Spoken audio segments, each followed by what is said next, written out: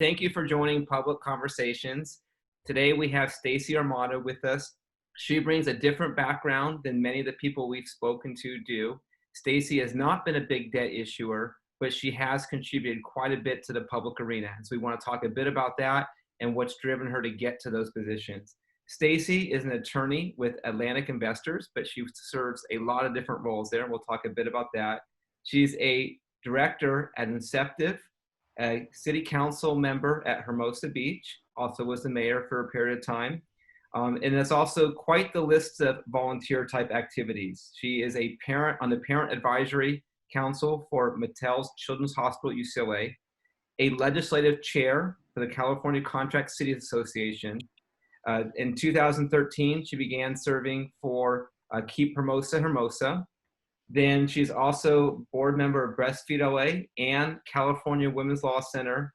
She's a co-chair of Wine Masters for Cystic Fibrosis Foundation and a board director for the Independent Cities Association. So Stacey, I'm out of breath. How did we do? Did I capture everything on that list? You got it. Oh, great. Great job. Great. Well, thank you. Thank you for taking some time to talk with us. When I thought about having you participate in this, the first thing that came to mind is activist. And when I think back about how you've gotten to where you have, that's the one thing that just keeps coming up. And so when I say activist, one of the first things that we are going to talk about today is some of the efforts you had with TSA. And you, in 2011, you are a working mom, and you still are a working mom, but you ran into some issues there. That is followed by some things you saw in your community with big oil wanting to come in and drill, and you felt like you had to invoke some change there. What do you think drives that you encounter a situation and you react and say, I need to make this better for so many other people, not just make it better for Stacey and her family, but you need to invoke action to make it better for many people. Can you talk to us a bit about that drive? Well, thank you, Adam. And I think that that's something hard to put your finger on and define. But when something affects you personally and you feel like it's just so wrong, and you know that it affects other people and that you are given an opportunity to participate in helping make some change, certainly for myself, I have this, I guess, a visceral response in some ways that when I see something that's just not right, I really feel motivated and inspired to really work hard to fix that. Great. So Stacey, in 2011, I've already said you were a working mom. You still are a working mom, but you had an event with the TSA that really caused you to lean in and want to make change. Can you describe what that event was?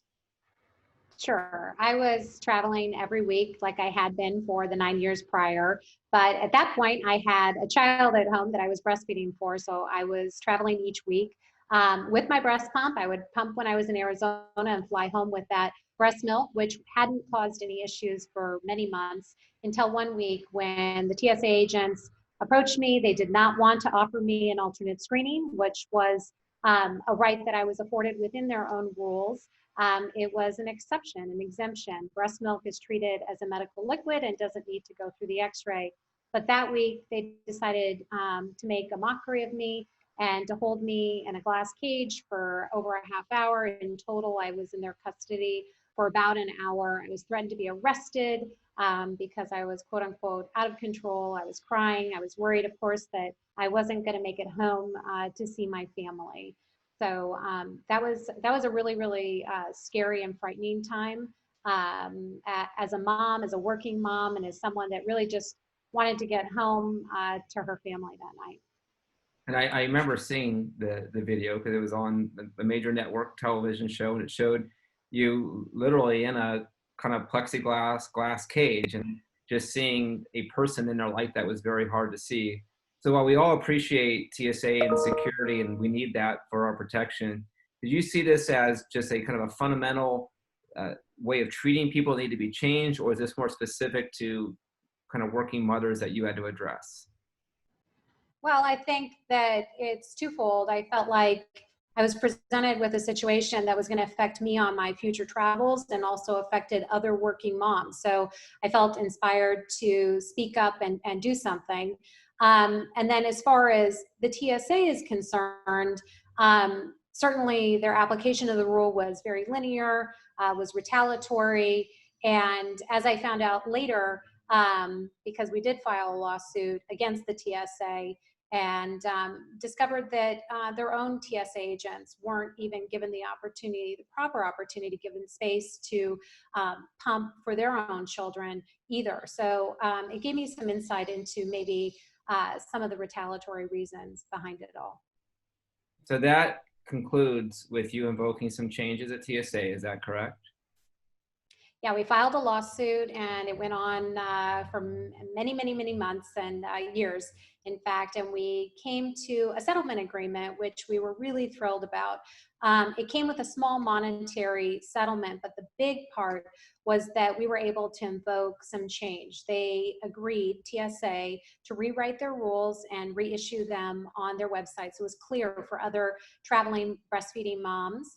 And they also agreed to retrain all their TSA employees on the proper handling of breast milk. So we really felt like we weren't going to be given that opportunity necessarily if we went to a jury trial to invoke that level of change. So we were really, really happy with the outcome.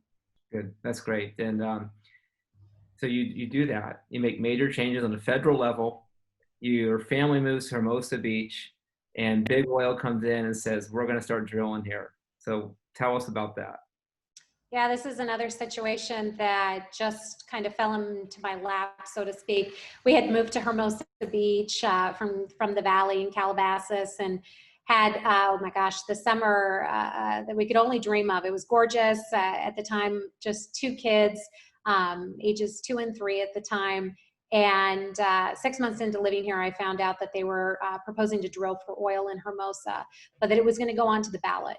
And I was given an opportunity to participate in a campaign, met with some local folks here in Hermosa. I was elected as the committee chairperson pretty much on the first day, and we ran a campaign to keep oil out of Hermosa. And so oil's out of Hermosa. Well, oil was down a negative price per barrel. What happens when it goes back to $100 a barrel? Is it coming back to Hermosa? Well, we were grateful with the outcome of the election. I think it really it led us into the temperature of the community and whether or not they would be interested in drilling. And we won by 80%. So we know at this moment in time, there isn't necessarily that interest in drilling for oil, but we were worried about our future, you know, our kids' generation and their kids, and whether or not this was going to come up again. And subsequent to the vote, I was elected onto city council, and in my position as council with my colleagues, we were able to settle with the oil company and purchase back the oil rights. So they could never come back with another ballot initiative on whether or not they could lift the ban on oil drilling. So we're oil free in Hermosa forever. That's great to hear. Congratulations to you and all the other folks that made that happen. But you brought up something there, to me, that's a bit of a pivot. The first two things we've talked about were event driven. You came across issues and you invoked change. Then you are now on the city council, which now is a policy setting agenda. What made you want to serve that different role? Well, from the time I became interested in keeping oil out of Hermosa and extremely involved in my community in 2013 until the election of March 2016, where I was elected for city council, a lot went on. I had gone to every single city council meeting, including and up till I was very pregnant with my third child, and after the election where we kept oil out of Hermosa. We then went on and had our youngest child, Massimo, who has cystic fibrosis and was born with some complications. And I didn't really retreat from the city at all. I would watch the meetings remotely. I was still very interested in, obviously, what was going on with the community and, you know, where I'm raising my family and where I've come to love so many of our neighbors. And at kind of all in that same time frame in 2015, one of our sitting council members decided to resign and run for Congress. And she approached me and asked me if I wanted to run for her seat on city council.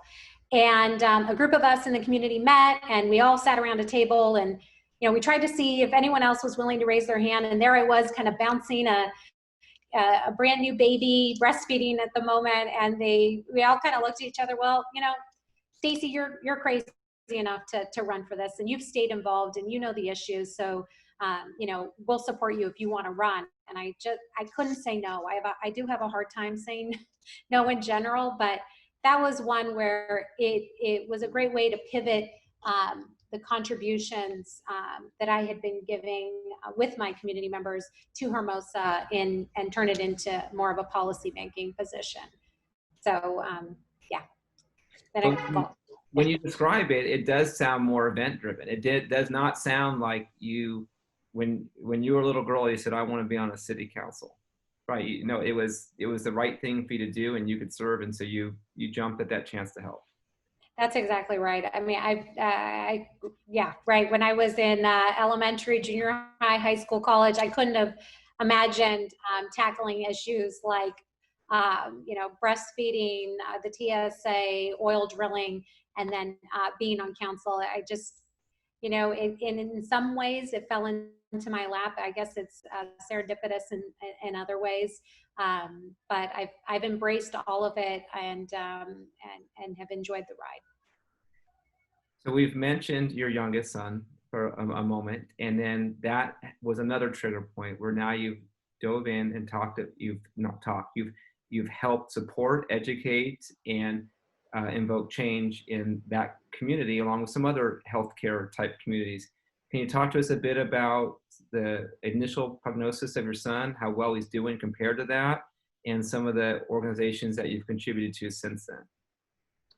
Yes, so we found out that Massimo could have had cystic fibrosis about 27 weeks into my pregnancy when I was then put on hospital bed rest. And at that point, it was a real blow. We didn't know much about cystic fibrosis, and if you Google it, it doesn't look good. And it went from literally on the heels of the oil election in March of 2015 and us winning to a diagnosis of potential cystic fibrosis just 2 days later. I can't tell you how it felt going from such a high to such a low.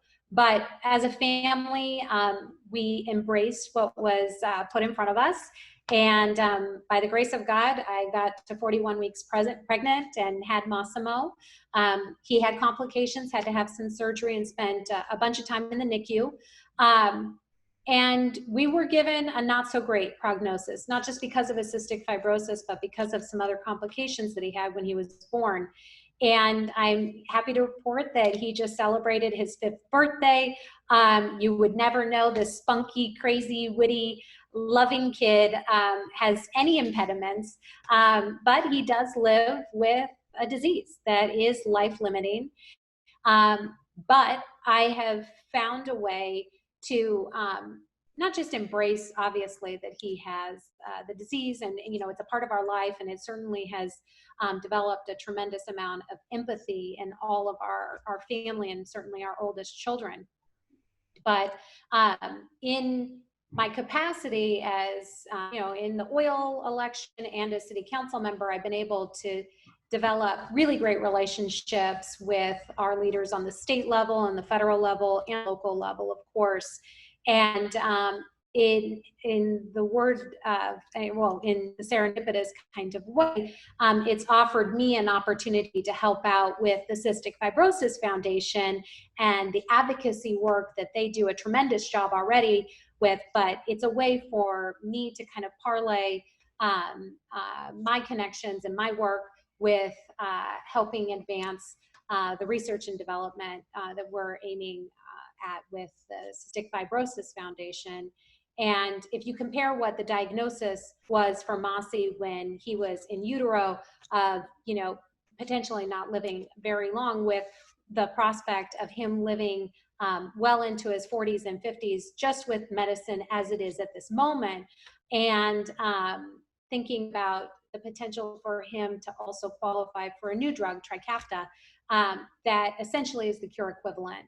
That for his age, they're in clinical trials. So we're hoping for a really positive outcome. And it's been a whirlwind, but we're really hopeful and grateful that the foundation exists and that I can play a small part in that. Great. Well, I certainly know that low. We both are involved in a community that works to help some of those that are not as fortunate as all of us. And I certainly know what those internet searches are like and those initial diagnosis. I really think it's a wonderful thing the way you're able to bounce out of that and immediately kind of jump into supporting a child, but also supporting the larger community. You know, Stacey, when I set these up, I typically go through someone's professional career. Unintentionally with yours, I haven't even talked about your job yet. Now, as I was reviewing this morning, I realized what a different script this one is. And so you really have contributed a lot to society. And I think we all should be very grateful for what you've done. But now I want to jump into your day job. And so you work for Atlantic Investors. Would you mind talking to us a bit about that role you serve? Sure. I'm an attorney, but mostly in my capacity with work, we look for real estate investment opportunities and focus mostly on the residential side. We acquire various types of properties, whether they're apartment complexes or mobile home parks or ground up single family, large scale construction. We see the gamut. So that's my day job. And along with all the other hats I wear, it's a full day. That's right. And you're also a board member for a company. Would you mind talking to us a bit about that? On the director position? Yes. Or which I'm one? sorry. Inceptive. Oh, yeah. So we just started a private equity firm called Inceptive, and I serve in the position of director. There's just 6 of us. We're getting the company off the ground. You'd think it's a crazy time to start a new company, but we're pretty well funded, and we're doing well right now. So knock on wood. That's great. And your husband has a local business in the community. Is that correct? Yeah, my husband, Matt Armato, he owns a company called Titan & Co., a construction company with his partner, Jeremy Henson. And they're focused mostly on single family construction in the South Bay, mostly in Hermosa and Manhattan Beach. So, yeah. So you two are very busy. Now, so we've mentioned Matt for a moment. You are at USC just before they start winning all the championships. He's over at another school that has a much lesser football team, but I heard they have a great water polo team. Could you talk a bit about how that happened? How do you go across town and end up meeting somebody at your rival school, marrying them, and having so much success here?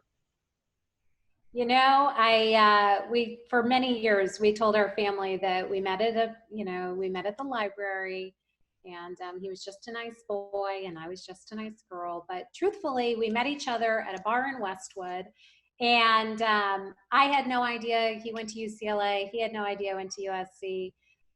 Somewhere along the line, we found out. Obviously, fell in love, and he decided many years later to ask me to marry him, and the rest, I suppose, is history. But we've forgiven each other for his affinity for UCLA and mine for USC. And as it turns out, of course, I'm on the board for the Mattel Children's Hospital at UCLA, and we owe the life of our youngest, certainly, to the UCLA hospital. So I share love for UCLA as much as I do for USC. Well, that's saying something. As you know, my wife went to USC, and I am such a fan of USC sports that people just assume I went there. She just made it. We had no option in our family. We are all USC fans. Where you look in our house, right? And so I appreciate that you're able to find some balance here and accept others as they are. If you will. Yeah, well, you know, he's definitely brainwashed our children into being UCLA fans. But you want to know what? I'll give him that one. It's all right. Well, I think it's a little less expensive to go there. I think he's just looking out for the financial health of the family. online. Ah, that maybe that's what it is. That might be it. Ah, But you have okay. two other wonderful children. Would you mind telling us about them? Sure. Lorenzo, who is now 11, but was the subject of the TSA issues years back, is going into the 6th grade. A voracious reader, a soccer lover, loves all sports. The pandemic's been especially hard for him, as I'm sure you know, with two boys that are very active and love sports. So he's trying to find his place right now in this new normal. And then Juliana, who's 9 years old, probably a carbon copy of my mother, and if I can say that, and loves theater, loves soccer. She's the goalie for her soccer team, and is extremely social. So I think she must take after my other sisters, certainly in that arena. Has her slew of friends. So again, the pandemic has not been her best friend because of that, but we're all managing. So yeah. That's great. Well, our families don't get to hang out that frequently, especially not in the last several months. But one of the things I will say is there's some traits I'm about to describe about you. I would say your kids have some of those same ones. My oldest son calls your children his cousins. And like I said, it's not like we get together every month and you would naturally have a conversation like that. But he's really developed a fondness for your family. And I think it's really some of the attributes that you and your children have. So when I think about you and I think about some of the traits that you have, I think you are uniquely suited for this path that you've chosen. And maybe I actually view the path chose you, and you walked on that path and you've done a lot of good along the way. Well, there's two things here. One is I find that you have an amazing ability to connect with people. Over the last decade and a half, we've been at a number of social events together. There's not been one of those that I didn't have a person come up to me and say, I had this great conversation with Stacey. And I think that's one, your ability to connect with people. But two, you have a large set knowledge base where you can jump from subject to subject and demonstrate knowledge and engage in that conversation with people that really draws people in. And so you care about them, you know about these subject matters. Are these things that you've worked at, or is that just who you are, that you naturally have these things that have worked so well to help so many? Well, first of all, thank you. That's a very nice thing to say. And I think the same about you and your family. And of course, my dear friend, Janaea, your wife.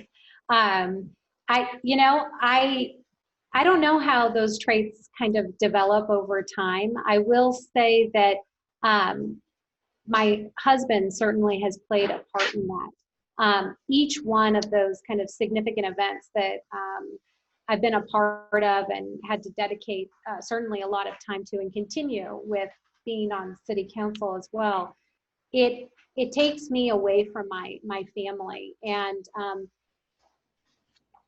the support that he certainly offers me gives me the ability to spend more time with people, to learn more about all the various people in the different arenas and areas that I'm participating in, and I so appreciate that, because it helps me build those relationships with all kinds of folks that I run across. And I will say that the support network has been vital to me building those relationships and being able to connect with people.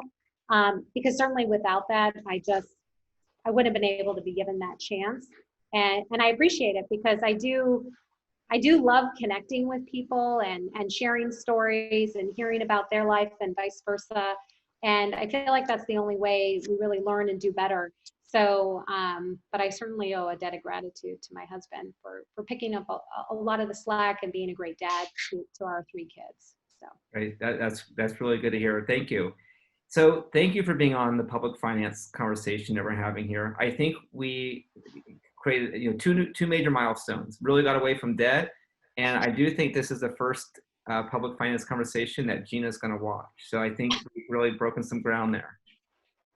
Well, I hope so. I hope she does watch. Yeah, Gina, which I don't. I have a campaign out to, get her name back.